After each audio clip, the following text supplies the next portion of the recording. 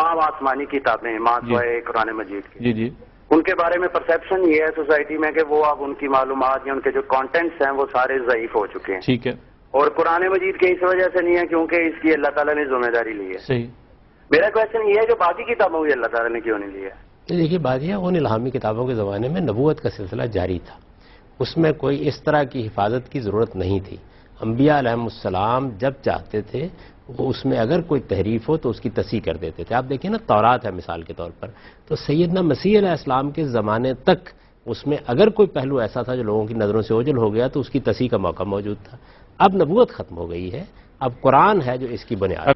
دیکھیے بات یہ ہے کہ یہ جو عام طور پر کہا جاتا ہے کہ تحریف ہو گئی کتابوں کے اندر، تو یہ بڑی علی الاطلاق بات کہی جاتی ہے. ایسا نہیں ہے. یعنی چند چیزیں ہیں جو بنی اسرائیل کے لیے مسئلہ بن گئی. مثلا رسالت مآب صلی اللہ علیہ وسلم کے بارے میں وہ یہ چاہتے تھے کہ پیشین گوئی لوگوں کے علم میں نہ آئے، کیونکہ یہ ان کے لیے ایک بڑا حادثہ تھا. ان سے نبوت لی جا رہی تھی اور ان کے بھائیوں کو دی جا رہی تھی. تو قرآن کہتا ہے حسدم من عند انفسہم، انہوں نے اپنے دل کے حسد کی وجہ سے اس طرح کی کچھ باتیں بگاڑ دیں. جیسے مثال کے طور پر جو بائبل ہسٹری ان کے پاس موجود ہے اس میں انہوں نے سیدنا اسحاق کا نام داخل کر دیا سیدنا اسماعیل کی جگہ. قربانی ان کی ہوئی اور انہوں نے ان کو بتا دیا کہ ذبح وہ ہے، یعنی ان کی قربانی کی گئی تھی. اسی طریقے سے رسالت مآب صلی اللہ علیہ وسلم کا سارا سلسلہ سیدنا ابراہیم سے ملتا ہے، انہی کی اولاد میں سے ہیں. تو ابراہیم علیہ السلام مکہ میں آئے، انہوں نے وہاں بیت الحرام بنایا، یہ پوری تاریخ انہوں نے وہاں سے گم کر دی. اس طرح کی چیزیں انہوں نے بائبل ہسٹری میں کی ہیں.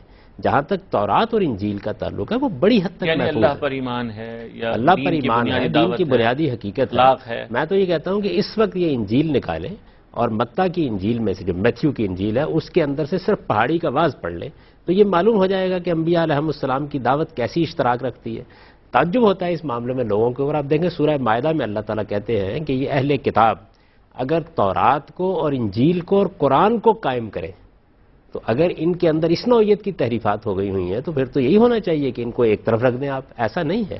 جہاں کہیں تھوڑی بہت خرابی پیدا کی گئی تھی اس کی قرآن نے تصحیح کر دی اور وہ آج بھی کتابیں ہیں، ان کو آپ پڑھیں.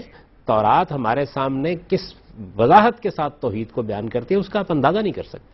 کہ آپ یہ فرما رہے تھے کہ وہ محفوظ نہ رہیں، کچھ ان میں تبدیلیاں تو آپ بھی کہہ رہے ہیں. میں کہتا ہوں محفوظ ہے. ان کے اندر بعض چیزیں ایسی ہیں کہ جن میں خرابی پیدا ہوئی اس وقت انبیاء علیہم السلام تصحیح کرتے رہتے تھے، اب قرآن تصحیح کرنے کے لیے موجود ہے. یعنی اصل چیز یہ کہ پیغام کے باقی رہنے کی کوئی عمدہ شکل ہو جاتی تو وہ اب قرآن کے آنے کے بعد اصل چیز قرآن ٹھہر گئی. یعنی اللہ کے ہاں تو الگ الگ کتابیں نہیں ہیں نا، وہ تو ایک دعوت بیان کر رہا ہے، اسی طریقے سے لوگوں کی رہنمائی کر رہا ہے.